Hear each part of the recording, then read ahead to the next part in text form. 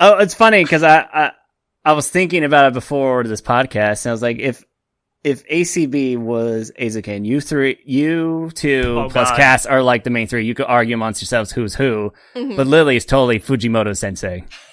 Yeah, she's there. She's just pulled into the shenanigans. She just wants to play video games. Yes. So she's like sitting out in her car, like just chilling out while the rest of while y'all are just being a bunch of gremlins doing your thing with anime and cartoons. And yep. She's just chilling off to the side playing video games. She just has to be there because you guys are having your meeting, so you gotta be there. So that is so true.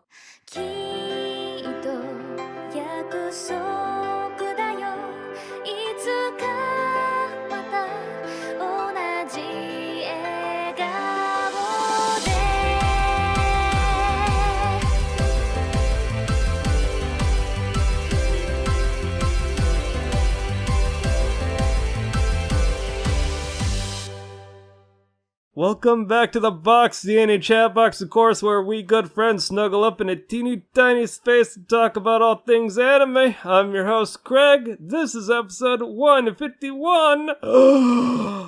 Hello, ladies and gentlemen. I'm not alone today. With us in the box, we have the precious cinnamon roll of the podcast, Cammy. Hello, everybody. I am feeling good. I am feeling chill. Or you could say I'm feeling easy breezy. And a rare sight in these parts, we pulled him on for, one would say an auteur's work, another auteur's work, Masaki Yuasa's work. Keep your hands off Eizouken, which we're going to talk about here in a bit. But we got, our anime aficionado, Zach, from Save Our Progress. I don't know if I'm the aficionado. I mean, I don't do a podcast about anime, so I know, how but aficionado can I be? But you do a podcast about anime movies. I mean, and you do a deep it's a dive. podcast within a podcast, though. I know, but look how successful it's been. It's been like what, over 2 years? You said the other day. It's getting there.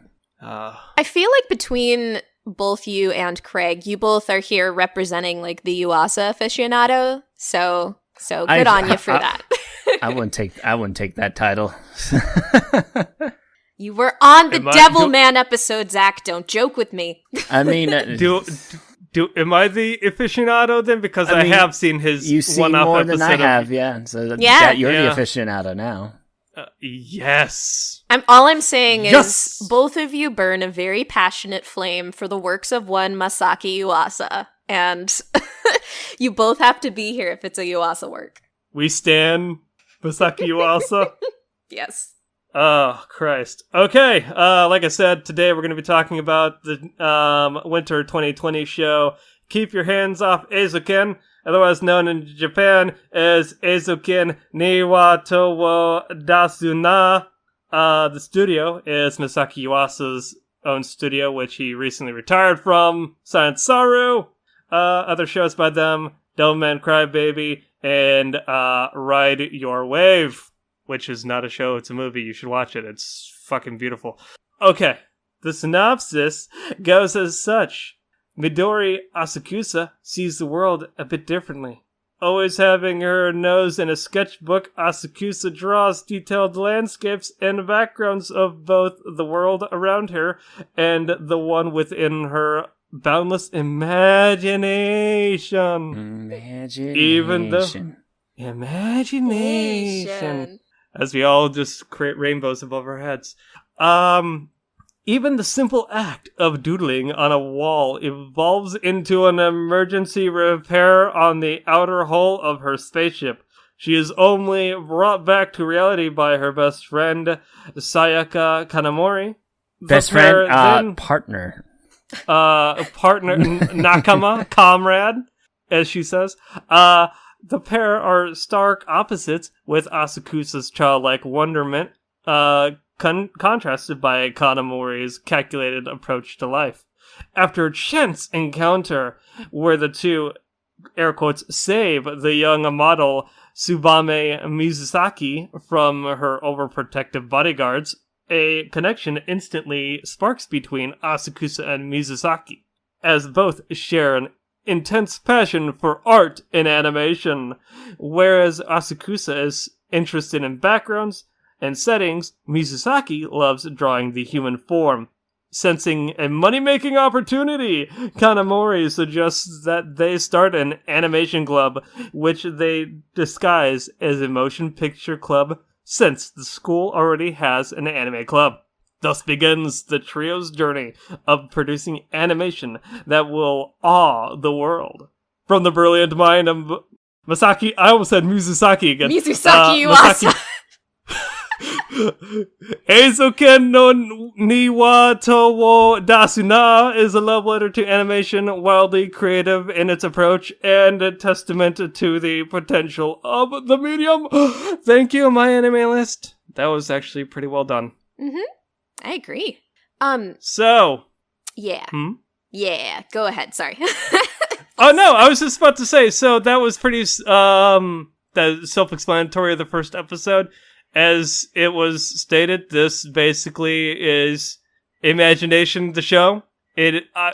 When we did impressions of this, me and Cammy were really the only two that watched it out of the crew. Yeah. Zach wasn't on that impression episode, obviously. No. But I described it as the fucking Masaki Yuasa's high school take on Shirobako. And I still think that's pretty apt. I think what Get and I ended up coming up with is it's just like, it's basically like high school girls being actual gremlin high school girls, and it's like the female trio of Ed, and Nettie is how we described it. God, that mental image can't leave my mind since, like, when the show took off, it immediately became memeable. To a point where the opening just was an overlay to, like, every medium known to goddamn man.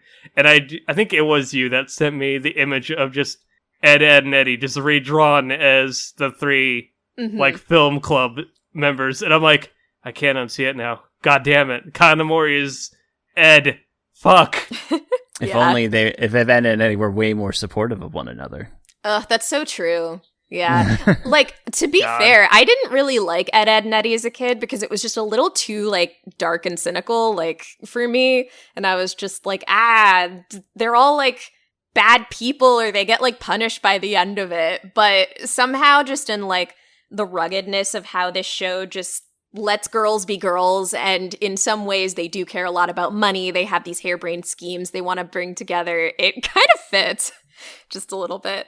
But yeah, Zach, did you have a comment on the Shirobako comparison? Is that what you were getting at, or? I haven't seen Shirobako, so I can't really make that comparison all that much, but I feel like this show, I don't know how much the comparison is in terms of the creativity of the work. I don't know how much Shirobako goes into that, because I feel this show definitely dives a lot into the creative process, more like the imagination aspect.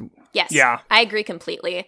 I think that Shirobako is so much more about the ins and outs of actual production, and Eizouken really taps into the creative mind and, like, the youthful aspirations of making art. That's kind of what I think separates the two. But if you do want to put it at a base subject matter, they do get into some nitty-gritty about the process of animation and producing a feature. But yeah, I agree with you. I think that Eizouken is so much more about, like, the artistry and the artist's vision, which is really cool. As evidenced by all the constant sound effects they make when they're in, like, the dream landscape. We also how, like, every day just can be, like, feeling your just feeling your imagination in some shape or form, how you could take inspiration from everything around you.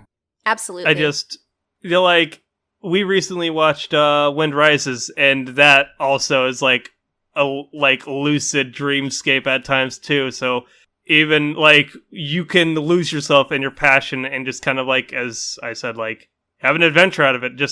And it's evident in this show where Asakusa is the air quotes director of the animation projects that they take on, and she's always bursting with ideas, always wanting to do something or self-improve, just like an actual artist. She's always critiquing her. You know, you're always your worst critic, but, like, she's like, okay, how can I improve upon this? How do we, like, tweak this to make it, like, be better. And immediately after, not like, even. And I think one of the more interesting things about this production too is like again, correct me if this happens to your Bako because I have not seen, but seeing Kanamori in this producer role, I feel like that's such an unknown role, and how the producer kind of like works as an editor, like for a journalist and so forth, had to bring support like their creators, but also put them in line when needed, because we got many instances of like Asakasa getting a little off the beat, and it's Kanamori that has to put him back on beat, and it's like, no, focus. We got to get that, do this now. Focus on that. Deadlines. Yep.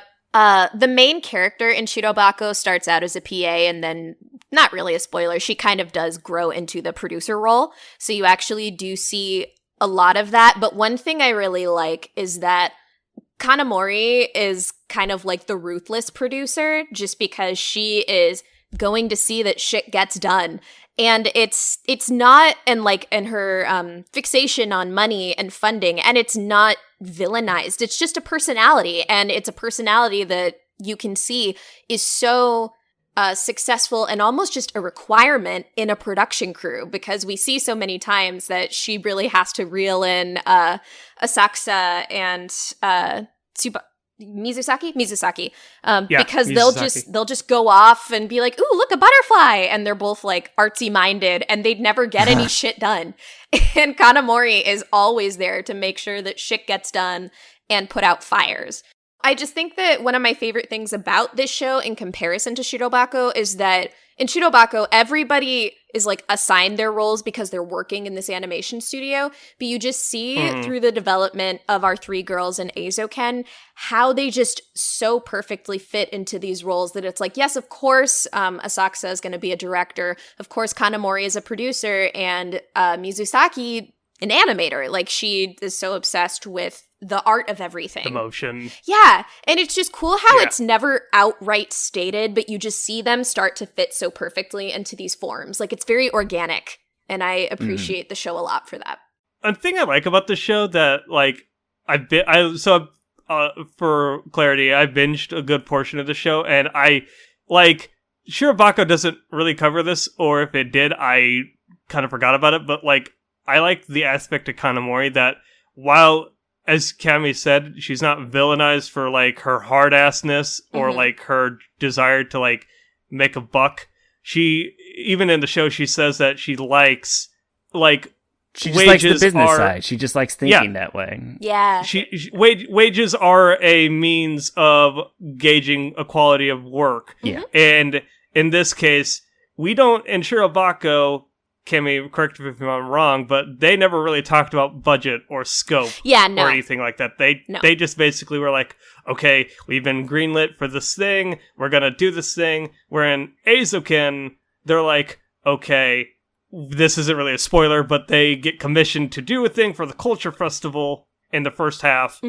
And out of that, they're like, okay, we have to basically do advertising, we have to do sales of DVDs, we have to print discs, all of that sort of stuff. And I'm like, man, they went the extra mile here. I honestly figured that they would just, like, kind of self-fund their own thing, but they had to get equipment, they had to, like, fix up their shop, and I'm like, man, they really had to start from deep. They really had to start from the ground up as compared to the studio in Shirobako, which, while small, has been established for years. This is literally like, let's go from a shed and a dream and just kind of make this happen.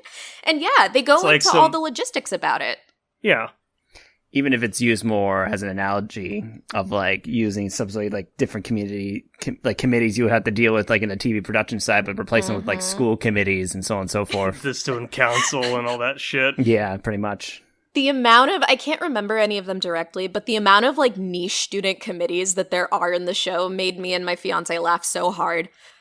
There were, like, people that, like, wanted you to eat, like, only a specific kind of food committee. There was, like, the student security committee, which is how they call those, like, guards. That one's my favorite. And, just the fact that there's a whole security committee. Yeah. Yeah, it's like a SWAT team. Just literally a SWAT team. Just every role they needed, they're like, there's a committee for that in this school. It was good. And yet, the student council doesn't, and that's where the title comes in, Keep Your Hands Off Eizouken. Basically, everyone doesn't want the film club to be a thing, or rather, the student council doesn't, and the like the principal and the vice principal are like, no. I mean, I argue that about the student council by the end game, but continue though with your thought. True. I mean, the secretary, you could argue the secretary is on their side, but yeah, that's where the title comes in, because they're basically trying to they're trying to produce quality things, but like when it comes to funds, and I imagine this is a thing, right, in most clubs and schools, is you have a set allocated budget, but you can't necessarily go beyond the scope and means of what the school provides you. But when you're dealing with artists and their like visions, like that was what I really appreciated about Kanamori, was she would like rein them in, but also kind of like be like, I got you when it comes to your assets and your equipment. No, she's so supportive. And basically, the whole point of the making money is so they can get the funds, so they can keep the club going to support their artistic vision. She works hard and she's ruthless, but it's all just to keep them on track. Like, they so often throughout the show address like even some problems in the industry of overwork, staying overnight and working. Oh gosh, there was like some other thing I was thinking of just a second ago, but how she often addresses workplace habits too, and how they need to live like normal. Like they need to work hard, but they also have to like, live normally too, to a degree. So just she likes to treat them to food and all that sort of stuff too. You know, like celebrating good job done. Obviously being like trying to keep the morale high. Another facet of the show, which I didn't figure would like be covered, but also advertising to try and like push your product. Like I didn't know what the context of the image was that was floating around the internet, but like her quote, I even wrote this down in my notes, but what is it? Social media is not good. There's nothing fun about social media. There's nothing fun about social media. Yeah. That's it. And I'm like, oh God. I mean, she's not wrong, but also she's like, it's not fun. There's nothing good about it, but also we can use it she's a schemer, and I like that, right? She's like, we can use this to try and boost our platform, and I'm like, you get it, girl. She's so good, and I love her. I love everybody. Another quick thing in story that I did want to mention is I really like that. Even though the show really does focus on the three of them as the Eizouken, each of them kind of has a little like mini arc or like thing about their story that gets covered in the show. Some more blatantly than others. There's like a lot of Kanamori flashbacks, which really like solidify her character and her motivations. One specific episode that I really loved. You see Asakusa's journey kind of begins and ends the show as kind of an envelope, I thought. And then you get in the middle this really nice, I think, like two-parter about Mizusaki's like struggle with her parents and her dream, and it was like really nicely done. And so I like that each of the girls does get a bit of time to shine, but then you also do just see that they like nobody feels, I think, underdeveloped for me. They're all very lovable and they're all very believable as characters. Yeah. So even I'm spacing. I believe the person's name is like Domeki. Domeki? The audio. Yeah, the audio the audio club. Yes. Well, yeah. No. Go with yourself. Oh, I was just gonna say, like, even like I didn't expect them to like have an audio club. Again, going back to what you all were saying, is everything has a club in this high school. So I was like, I would have liked to see like more of her, but also at the same time, like I understand that the show is really focused on the trio and like why they are the way they are, sort of thing. I really liked Mizusaki and just like the two-parter dealing with her. I was like, oh man, that's actually pretty. As Cass would say, soft. I think throughout the show, up until that point, I think Mizusaki was the one of the three girls that I just like didn't really gel with the most. And so I really appreciated having that time to see a bit more of how she sees the world. Like, especially just that little thing about how she learns like what dance motions and like walk cycles look like at any given moment, and then how she applies that in her real life. Kind of a spoiler to reveal how nice it is, but it's very sweet. Just the sitting motions, throwing tea. Yeah, it's really cool, and I do think I love animation, but I've never been very keen to drawing myself, and just seeing the way that someone's mind like processes animation that way and has such a fascination with it was really cool. And I like Domeki a lot in the fact that sound production really is its own like entire world and part of production that is a bit more isolated. And when I took a sound production class in my college degree, we did things like the episode where they go out and just walk and like record sounds, like they look for sounds and how they could transfer them. We did that. It's really fascinating. It's like a really unique way to approach the world. So I really liked the fact that they also dove into sound production, even if Domeki herself wasn't like as much of a main character. I liked that they also gave tribute to that aspect of creation. I just like I can't claim that I'm an artiste on their level, but when seeing the sound design, like the assembly when they were putting together their animations, I just got like weird flashbacks to doing fan dubs, and I'm like, yes! God, mixing is the worst possible thing. Right? Doing footstep sound effects and trying to make everything match. Zach, you know this feeling worse than I do because you've done way more fan dubs in the past. Oh yeah, it's fucking hard. all of the dubs that like y'all and Cassie put out, like when I listen in the back, I'm like, Jesus, these are so intricate because of all those little background pieces, and then balancing them and just, yeah, lip flaps, all of it. It's it like it's intense, and just to see them be able to pull it off in like 12 episodes, just the sense of time goes pretty fast in the show, but also just when they talk about like deadlines and how Mizusaki likes to hand draw things, and basically it's like, we're behind because you like to painstakingly do all of this by hand, and Mizusaki, Kanamori says, and Mizusaki's like, I'll get it done.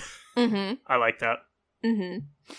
Oh, it's very good. I actually had a question for the two of you. If you remember, what is your favorite of the things that the Eizouken produced? My favorite is probably still the first one, Hold That Machete Tight.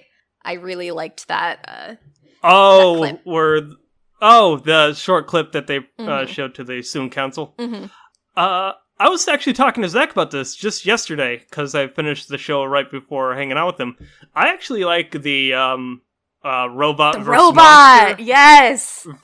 Mostly because I feel like what short you like will just show what type of viewer you are. Right? I like Shibahame UFO Wars at the very end. We're all so different. It's awesome.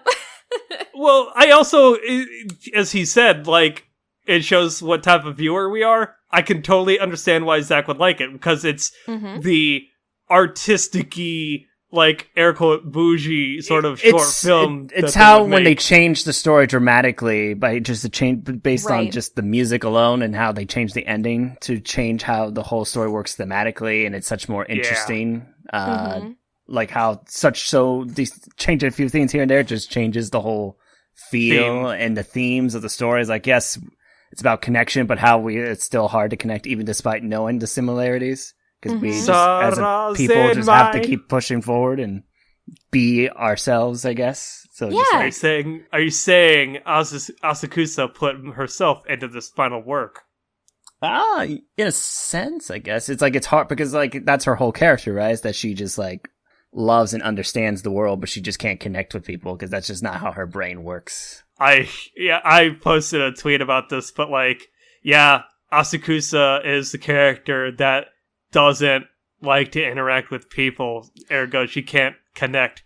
So Rasenmai, I think keep thinking about it. It's partial social anxiety, but I think it's partial I think that's just the art's creative type. All she cares about is the art, so that's why she's able to get along with Mizusaki so quickly. Because that's how they instantly bond, is over their love of creation and art. So it's like, when you have that one thing, it's so easy, but everything else is like, that's all her brain is essentially wired for. It's just that.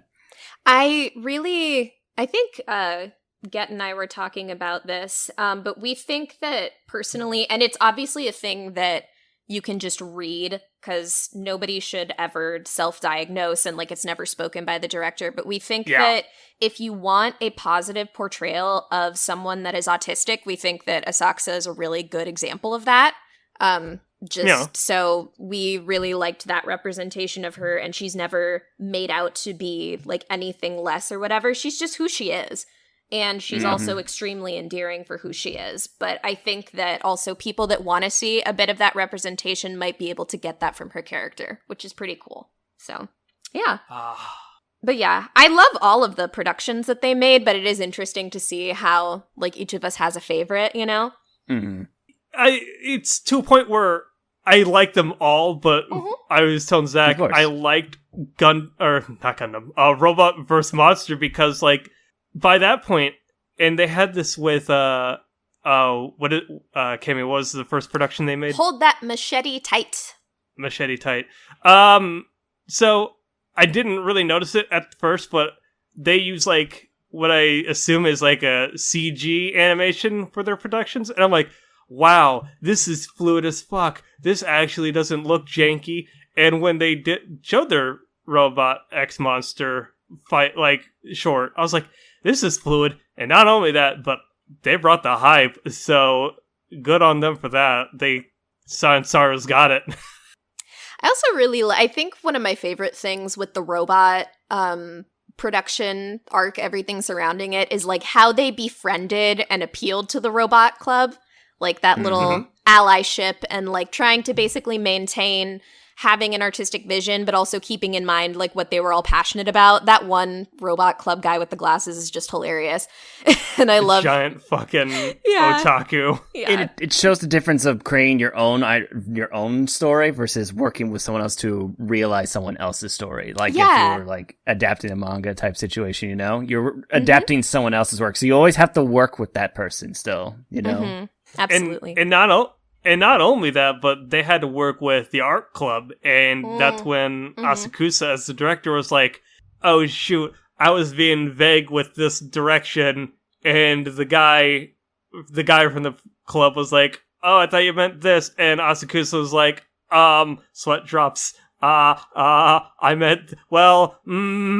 I love that because the episode we had got whole Asakusa's line of It's just easier to do it myself than to tell other people what to do. Yeah. And I do think that is very similar to the way that the director in Shirobako presents himself. I think that's a very real thing with directors, and again, with their creative minds and how they can often envision things better than maybe full frontally communicating them, and other people will get confused or will get frustrated. People got frustrated with the director in Shirobako as well, because he's like, this song doesn't sound right. I think it needs to be more bwan right here, and then it needs to go boo like this one. And they're like, what the fuck just are you sound talking effects. About? Yeah. It's very real, and that's also, I mean, progress for Asakusa as well, because if she does want to pursue this in the future, that is something that she'll have to wrestle with. So that was really good. I liked that a lot. Most definitely. Did anyone else just like some of the early episodes where they're just walking around the town and then they like make the situations and the stories and they like mind palace a lot? Like I think in episode 2 when it's raining and they're thinking about like how the water system works and stuff like that. I thought that was really fun. I liked it mostly because, and I didn't really fully come to appreciate oh god, what is the name of the town? It was like Shibadame or something? Shibahame, yeah. Like, I didn't come to really appreciate the world and just how it's kind of like a flooded city, and basically how they imagine it. And in the early episodes, you can also see that where they go by the river, and when they first get their shop, their warehouse, they have to they imagine it as a space station. And I'm like, this is really cool. I like this. I like where they explore and they just kind of go to, I can't remember if they go to a bathhouse in the early episodes. Oh yeah. Yeah. Yeah. And that's where Mizusaki's like, oh, this is very quaint, because obviously she comes from money, her family's well off, versus Asakusa and Kanamori that are like, dude, it's just a couple hundred yen to get some milk or like a bowl of ramen. Mm-hmm. So it's like very chill. I liked it for that fact. So Yeah. I think Shibahama in general is also like a very interesting setting in general. Just like this whole idea that this is partial flooded city as well, with all these different nooks and crannies, and we got to see him explore, and how I can easily understand why it fuels their imagination, because it's such an interesting place by itself as well. Yeah, and I how agree. understanding their own town and understand how interesting their own town is also fuels their imagination. Mm-hmm. Yeah, it fuels their imagination, and I also feel like that those early scenes help solidify their friendship as well. So yeah, it's good stuff. Speaking of friendships, I think we've already talked about them. Characters? You want to move on to characters? Sure. Yeah. So it's really kind of hard to talk about the characters because we've kind of already talked about the characters, right? Yeah. So yeah.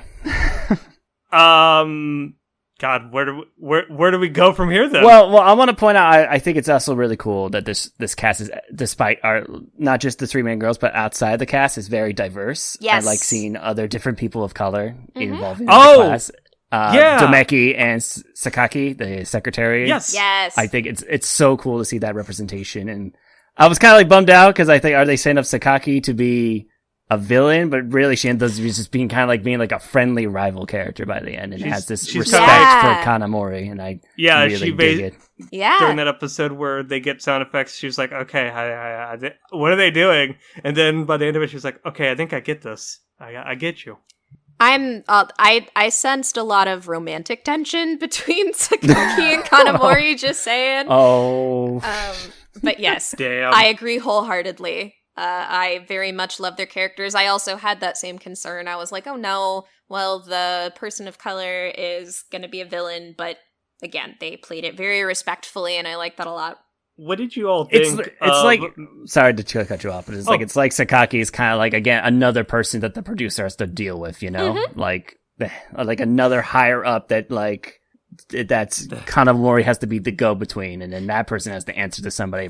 There's a whole social structure represented, like the school itself is like a company, you know. It really is.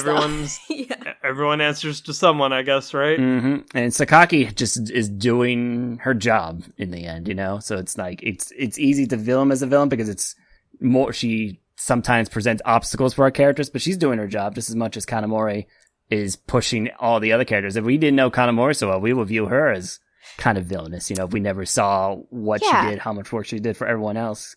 And I feel like in the same way that Asakusa and Mizusaki understand each other, I feel like Kanamori and Sakaki really understand each other in a way, like on that sort of mind level of what they prioritize and stuff. And yeah, so they have like a mutual understanding and respect for each other, even if they're on kind of opposite sides of the table. And that's presented so well when they were doing the sound effect hunting episode, and then she was tagging along at the end and just hanging out. God, such a good show. Yes, I agree. What did you all think of their air quotes club advisor, Mr. Fujimoto? Oh, it's funny because I was thinking about it before this podcast, and I was like, if ACB was Eizouken, you two plus Cass are like the main three. You could argue amongst yourselves who's who, but Lily is totally Fujimoto sensei. Yeah, she's there. She's just pulled into the shenanigans. She just wants to play video games. Yes.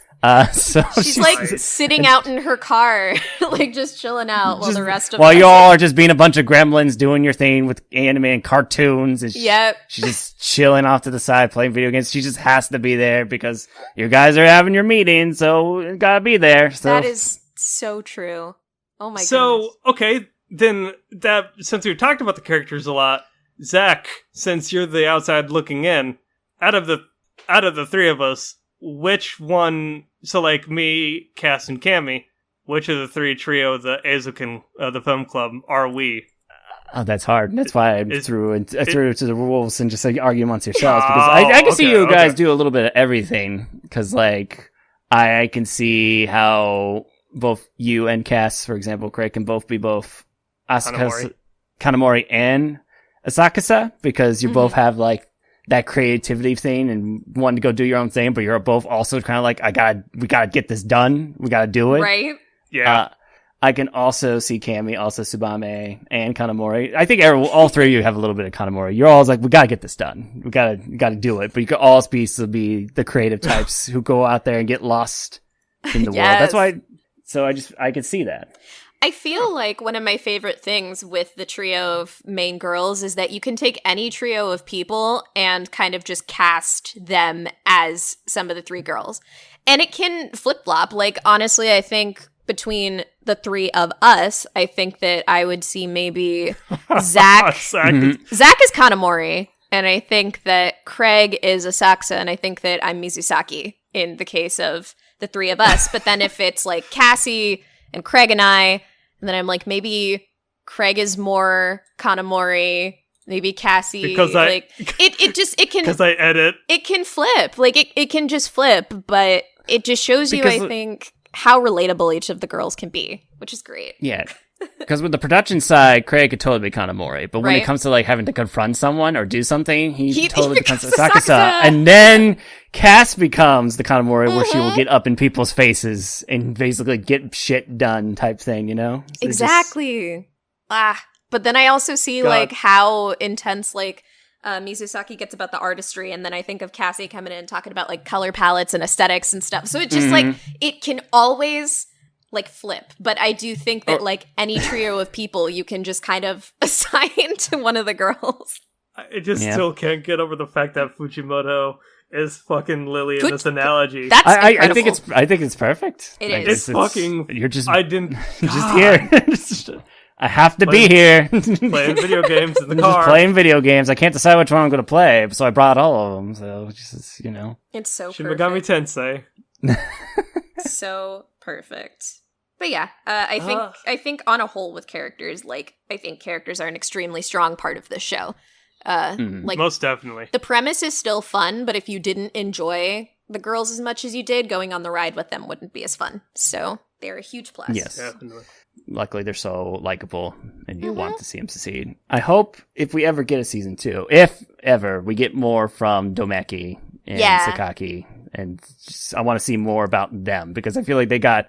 Sakaki, we kind of got the turnaround of her towards the end of understanding more about her, and I feel like Domeki was a fun addition, but I wish we got to see more of her and what her character arc and her backstory is. The love of like audio and archive. Greg, give me a little Domeki in your podcast, and he's the editor of the podcast, the sound. That's like a cool topic they could probably cover if they ever did like revisit this world, is like preservation, because like when they introduced her.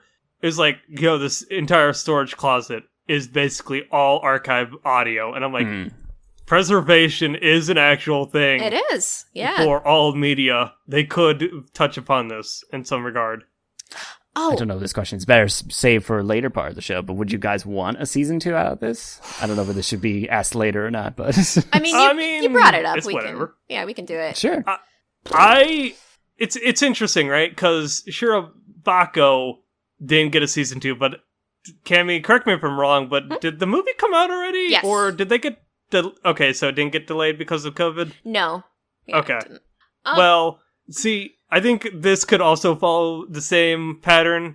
It could probably just have a movie where they spend the entire movie, like, maybe post-high school or something like that, making a production, or they make their own production company or something like that. Trying to get off the ground. That's almost exactly, I think, what I would want, is I'd probably prefer a movie or like an OVA epilogue sort of thing. I don't feel like a season 2 would be bad, but I also do kind of like where it ended, and maybe I could just do kind of a taste of a finality again.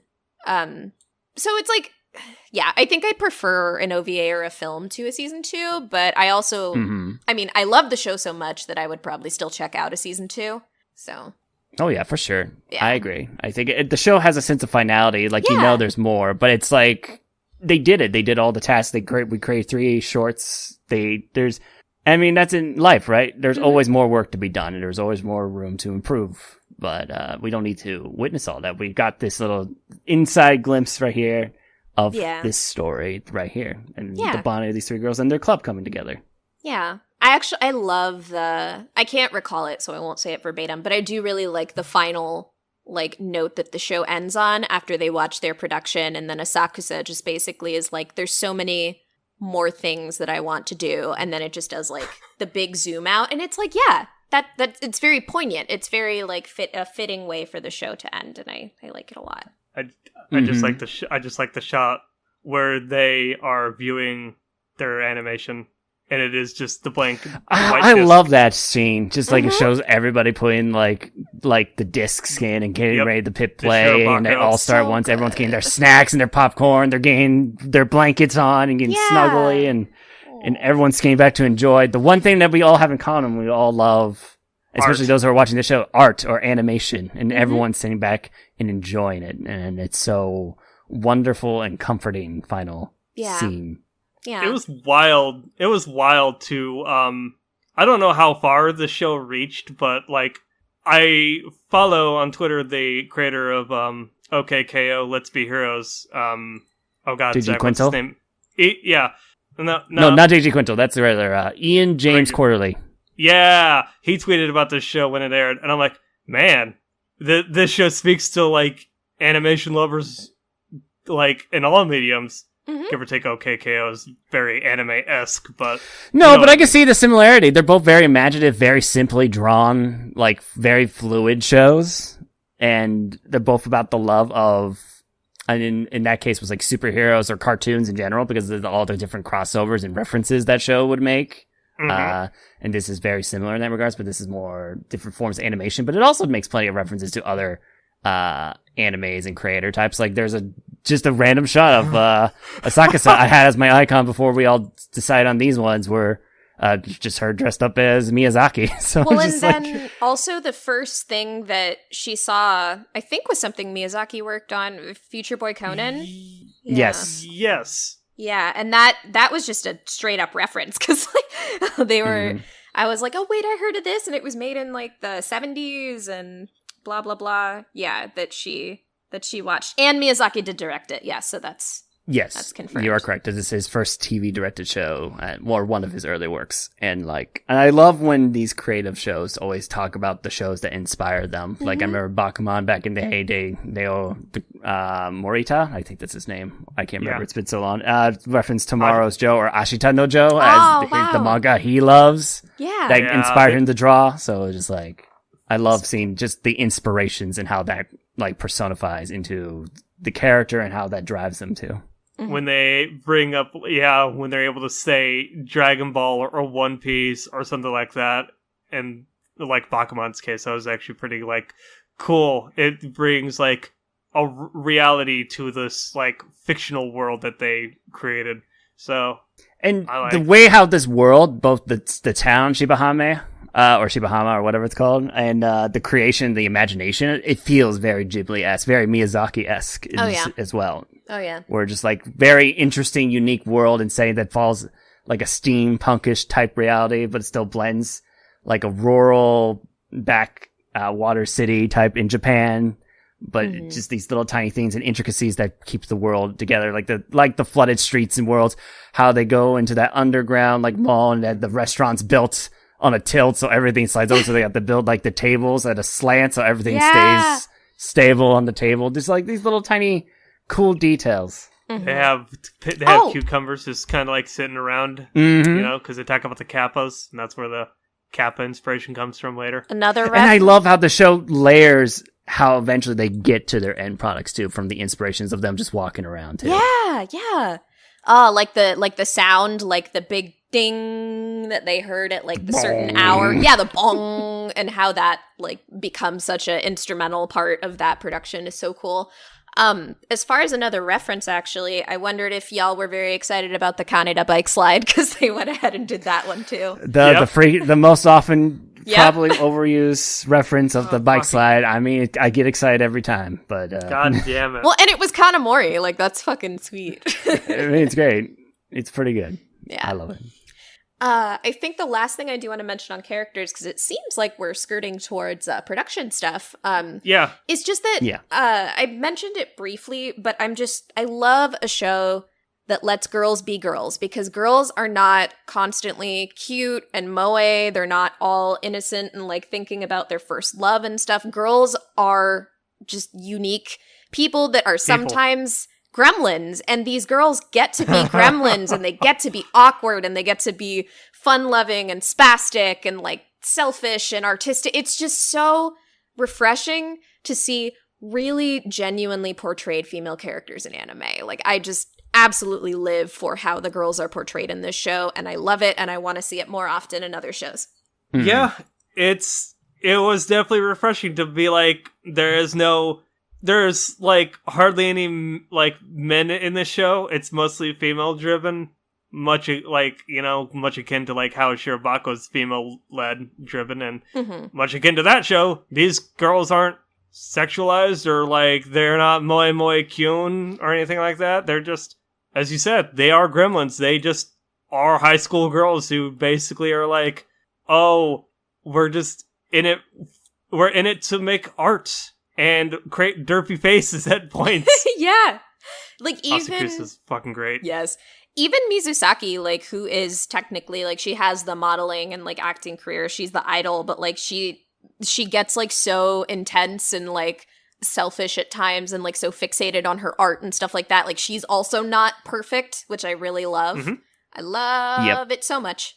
So, yeah. And she totally doesn't like her background and how she often is being used in promotion for their animation, how she has to be the face, because she doesn't want it to be about her face. She wants it to be about the work, the hard work and sweat and tears that she's constantly putting off doing classwork for so she can work on her stuff. Yeah, it's all about that clout, unfortunately. Mm-hmm. So, yeah, good stuff. Look, you got your foot in the door somehow. Mm-hmm. As Kanamori puts it in that flashback episode, was very pointed about. It's like, if people don't know where to find it, oh my god, that was then such no a good one's going to come. And God, stuff. Yes. Do we have a Craig's credit corner for this episode? We do. Random tidbits that I actually figured out while looking the credits up. Obviously, the director Masaki Yuasa, you know that boy well. He did the Doubleminded Crybaby, the Walk On Girl, Ride Your Wave.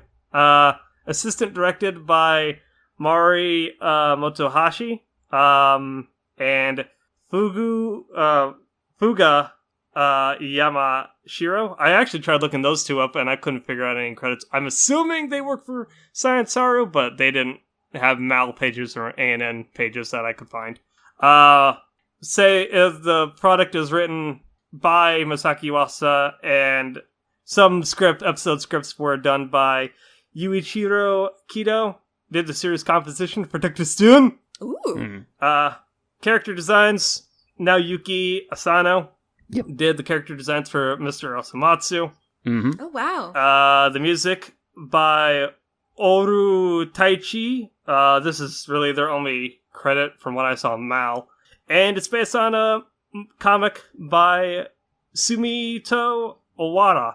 Fun fact actually about this. Apparently, there was going to be a live-action movie that came out on May 15th, but that was postponed due to COVID. That was written and directed by Tsutomu Hanabusa. Yes, Zach. Yeah, I'm a little mixed about that, too, the live-action movie, because they use a lot of idols, and there are a lot of and again, there's no offense, but this is to get back to Cammy's point from earlier. It's like, there are a lot of very pretty girls, pretty idol girls, and I feel that kind of detracts a little bit from what Cammy's point from earlier. The just everyday individual versus like you gotta I guess it kind of like leads back to what we were talking earlier yesterday, Zach, about like how this is apples and oranges to an extent, but like how the new Scoob movie has air quotes actors with clout versus voice actors, and the voice actors of the Scooby-Doo franchise are like, we're boycotting this movie because Greg Delisle's not in it. They never said the word boycott, to be fair. Oh, fair. They just said they probably can't watch it because of their personal reasons. So yeah, that makes sense. To that extent, though, apparently there's also a J-drama that aired from April 5th to April 10th of this. It only lasted 6 episodes, but the manga author apparently was getting everything and more for this property. And it's still ongoing, I believe. So there's still, stuff to be mined from it. So that's intense, man. So good on the manga author for getting everything and more. Nice. Very nice. Ooh. We can... Actually, yeah, I'll just bring it up now because I thought it was cool. One thing that I really appreciated about this show that has been done in things like March Comes In Like a Lion as well is they had end cards at the end of each episode drawn by different artists and creators, which was really cool. And I think like the first end card was drawn by the person who created Hisone Tomaso-tan. At least that's exactly what the art style looks like. Oh, nice. And then my favorite one was the episode 3 end card, which I wondered about and then looked it up, which was drawn by Tsukumizu, who did Girls' Last Tour, and they like drew Girls' Last Film, and I was very excited. You gotta share that after the fact, because it was funny. I didn't actually know there was in-card illustrations until like halfway through the show. Like, I thought it was just like a one-off thing, and it was just like an artist in Science Saru that actually did it, until like, I was like, wait a minute, no, these art styles are vastly different depending on like each artist. So I was like, maybe all these artists are just people like that new Yuasa to an extent. We're like, all right, we're gonna do our take on these girls. So I was like, I like it when artists are granted the ability to like take an IP and like take their own spin on it. I know was it when JoJo celebrated like an anniversary, a bunch of Shonen Jump authors like did their own stylings of JoJo characters. Nice. Yeah, I love it when this happens. I just think it's a really nice way to kind of go back and connect to the creative community. And the artistic community. And so it was always fun to be like, ooh, what's it going to look like today? And then looking up the artist. A lot of them, like, Get and I didn't really know, but the Tsukimizu one, I was like, that's Girls' Last Tour, and I got really excited. So nice. Those were fun. What did y'all think about the ending and opening to this show? Easy Breezy is a bop. I think it got a little too powerful. I think it's so interesting to see internet culture. What do you mean by that? Yeah, can't elaborate. Too powerful is in, you can never underestimate the internet. And when the internet latches onto a meme, they will fucking run it into the ground. And to that extent, I saw the same Easy Breezy opening just with remixed versions of everything you could probably think of. And I'm like, you know what? I should be getting sick and tired of this. But also at the same time, it takes a lot of effort to mask like fucking SpongeBob SquarePants to the Easy Breezy opening. Oh, that one was so good. Oh, it's so fucking weird though. I mean, I definitely feel you. It became like an entire beast on Twitter for like a good couple months, but yeah. I still just love the hell out of that opening. It's so good. When it first came out, and since this came out in the winter of 2020, I was just like, this is my favorite 2020 opening so far. Still is, closely matched by Gal and Dino, but like, I love the opening to the show so much. It's so good. What about you, Zach? It's awesome. What do you think? No, it's awesome. I love the different dances and the different plays of color, and I love the scenes of the silhouette, them slow dancing. Makes me think of the Gorillas for some reason. I can see that. God, I can get that. So just like, no, it's a fun bop. I like the ending a lot too, actually. I watched it through. I really like how the way it's animated. You see like some very basic like beginnings of animation style of like the girls running and how they're just kind of outlines with one color. The storyboard style of them just like walking, and you can see the backgrounds and like. And that's kind of indicative of the show, right? Where just basically Asakusa loves scenery. She loves just sketching. And that's what blueprints. And and that's basically what the ending is. It's just them as storyboards. Asakusa likes drawing people in motion. And I would imagine it's just Asakusa drawing the three girls walking in Misasaki drawing the three girls. And Asakusa's like sketches, and that's pretty cool. And something that I noticed near the later episodes in the ending is when the girls are running, if you look at the moving backdrop, it shows like pieces from all of the productions that they put together. So you see it go from like Hold That Machete Tight sketches to the robot one and then to like their last one. And it's just a nice little touch. I was like, oh, that's so cool. You get to see their work. Nice. I like the progression. Mm-hmm. What about the soundtrack, since we mentioned that during our Wind Rises watch? Fucking... The soundtrack is, like, very, like, it sets the tone. I like how it's kind of... oh god, I don't even know how to really... It's almost cartoonish and playful. I always think of... I love the sound when they're, like, starting to create, and it's like, it goes like... like, almost like this, like, a weird, like, I don't know, squeaky toy sound effect. Yeah. You know? They're just starting it up, wind up toy. Essentially. The thing just like this weird sounds. It's like, woo, woo, woo, at one point. Yeah. Mm-hmm. I love that. Basically the music that plays whenever they go in their imaginations. Get and I called it Mind Palace, that they just like Mind Palace. We loved that. I like it. We love that song. It was good. And I just forever will love that art style. I love the sketchy, like not fully done sort of whitewashed like blueprint art, and just seeing them use it so many times was always fun. Like and on top of that, like, oh, now I remember the music stylings kind of come off as like indie a little bit, and that kind of is indicative of like the styling of the show, because they are just doing rough sketches and they are making their own sound effects, right? It's imaginative, it's very low key, it's kind of like chill, because you're in for a chill time. Nothing, like, this entire show, nothing of dire really happens. It's just their misadventures, and I actually really like it because of that. Yeah, it's very suitable. And I think the sound mixing as a whole is phenomenal. We talked about so many moments where they just really know what to hone in on, or what to layer, or what to isolate, and it's really good. Really, really good.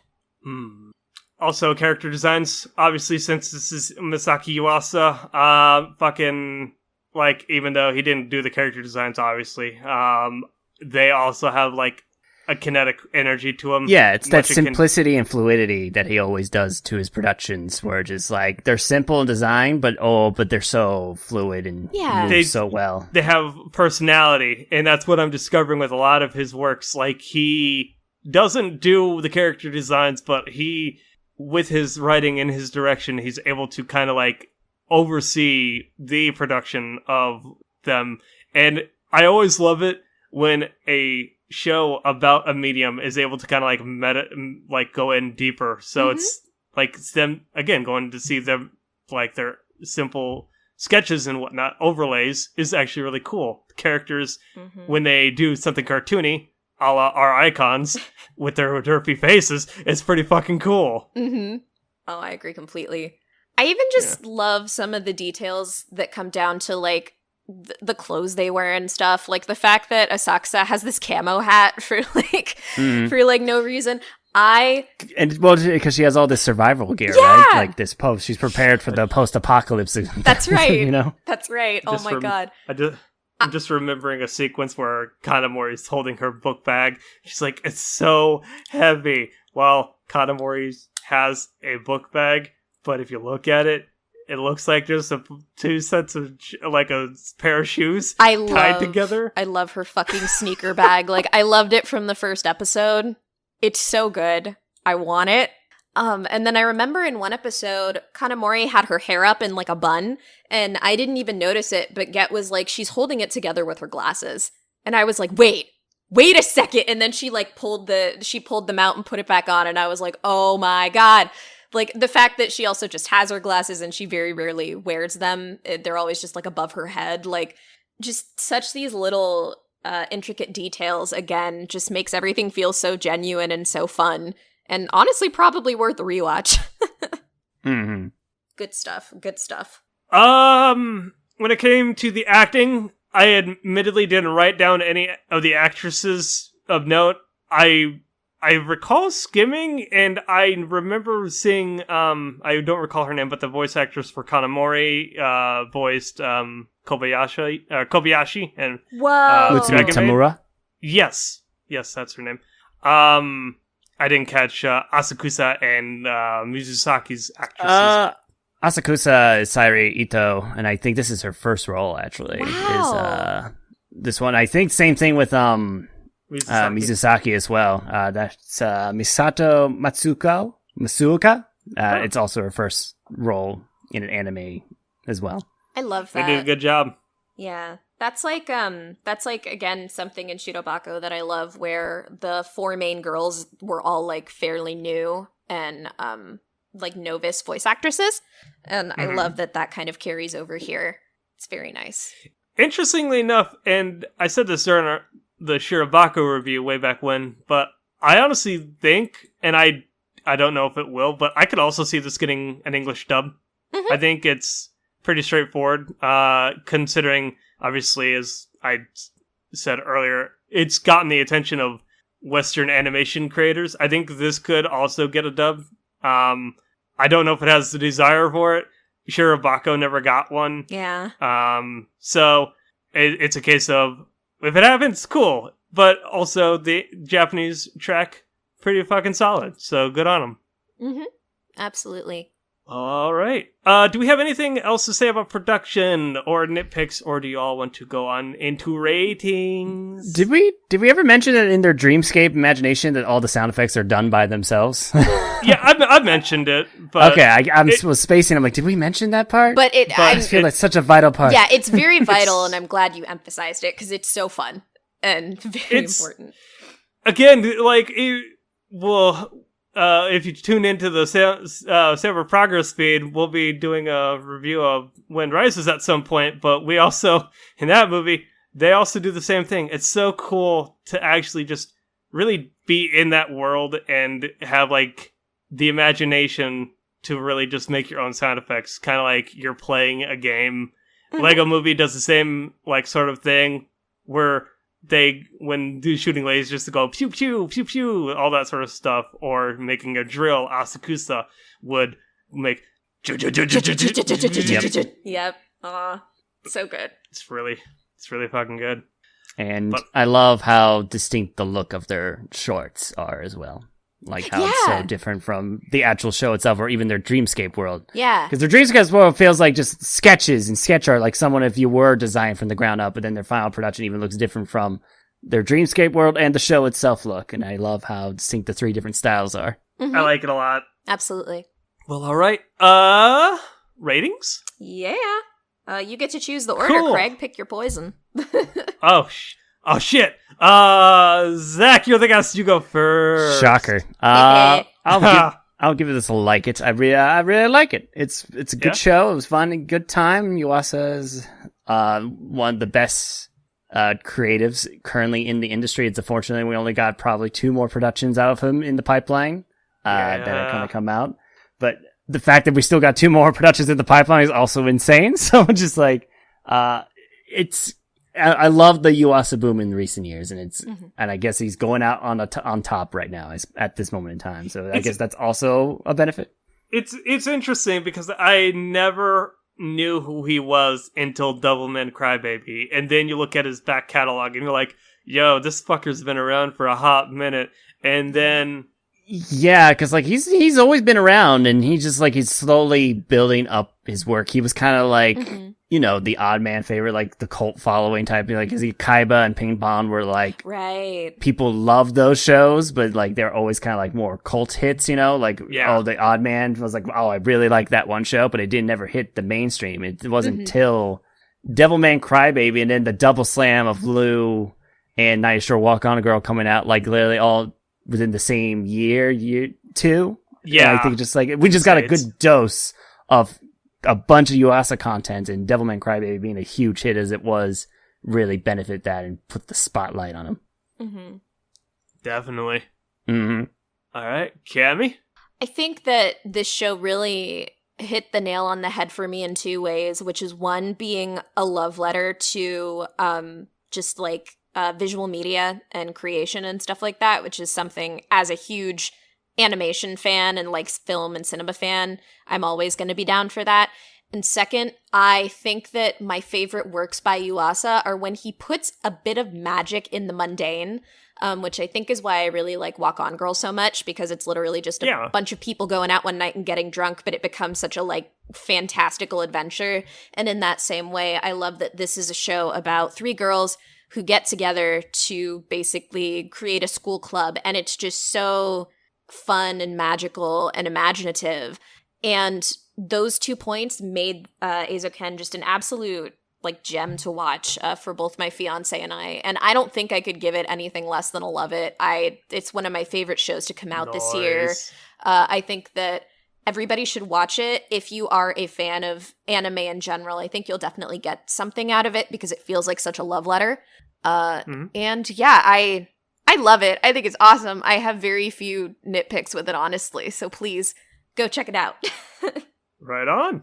Well, I don't know how to really top that, not gonna lie. I echo a lot of sentiments you all said. I, much like Zach, would say I really like this production. Nice. This is, like, Yuasa, like, this isn't, in my opinion, Devilman is, like, top Yuasa, but I love the fact that Yuasa was given the fact to just take, like, a comic and just put a spin on it, right? And just create an ultimate love letter to animation as a whole that can transcend medium and like regions and just basically like stew and create magic in the mundane and just emphasize the imagination of what you can do. Really just kind of like, I wouldn't say he self-inserted himself into like any one character, but it definitely captures what the roles of a production company can be, what an artist's mind is, the mind palace, as Cammy said, what the producer, the bottom line is, what budgeting is, all of that sort of stuff. And if you watch Shirobako, then you should watch this show. Mm-hmm. But I'm gonna hit you with a cool recommendation. Go watch The Wind Rises, because that movie by Miyazaki is fucking good. Kind of sad, but also really stews also in the imagination dreamscape, like bleeds fantasy and reality, and it's a lot. It's basically Miyazaki's self-insert movie about planes. So go check that out. Also, Joseph Gordon-Levitt's in it, and he makes Cammy swoon. So he does. There's that. He do. Oh, I think the only other thing I wanted to mention about Eizouken is that I also think that Eizouken's probably the most like user-friendly Yuasa show. Like if you don't know about Yuasa's works and you want like a good entryway, I think that Eizouken is very much for that. Yeah. It plays all of his other. Oh, go on. I was just saying it plays abstract, but in a way that it kind of makes sense. So you're not really scratching your head as much, and content-wise, it's not as like intense maybe as some of his other works. So, that's 100% true. All of his other works are way more in the fantastical. This is a little air quotes grounded. I would say I recently watched Ride Your Wave, and that's fantastical, but also digestible in its own right. Nice. It's very cheesy, that movie. With that being said, this has been episode 151 of the Annie Chat Box. We're not going to do a spoiler room because this show doesn't really warrant it. And as you can all tell, that we like the show a lot. So go check it out and go check out some Yuasa sometime. Let me hit you all with some social links before we head on out.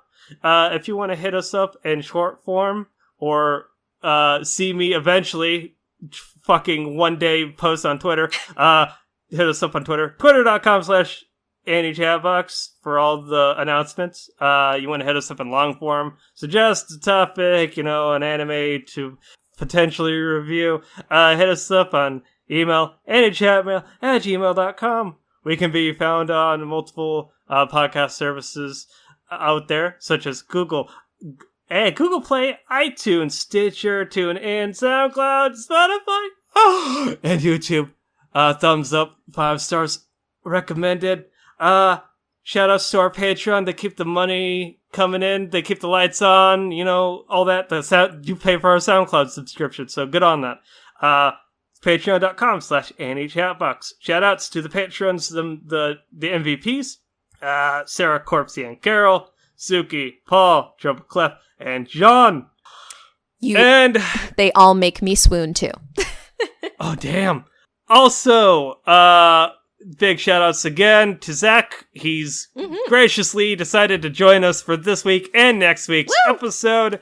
Zach, you do a podcast, a Slice of Life podcast. A Slice of Life podcast. Tell us about it. What have we been up to over there? Save Our Progress is what we do. You can find us over at soundcloud.com/Save Our Progress. We recently did an anime movie night, which is our monthly segment where we take a look at animated film. We did it with one of your co-hosts, Kaze. We talked about the disappearance of Haruhi Suzumiya. That was a fun discussion, going back and revisit an old show, or property rather, of like that. And first time seeing the movie, and spoilers, I liked it. So there you go. Right on. I don't know when this episode goes up, so I don't know what we're doing. I'm assuming we're going to do another Friday. shoot the shit type style thing. So yeah, right on. Fun fact: I actually was on Funimation when I was watching Ping Pong. They're having a sale. So Zach, if you want to buy Haruhi Suzumiya on the Blu-rays, you can buy it for or the movie. You can buy it for like $16. I see. Yeah. Well, all right. With that being said, we're going to skedaddle. Thanks again for tuning in. See you next time. Bye, B. Late.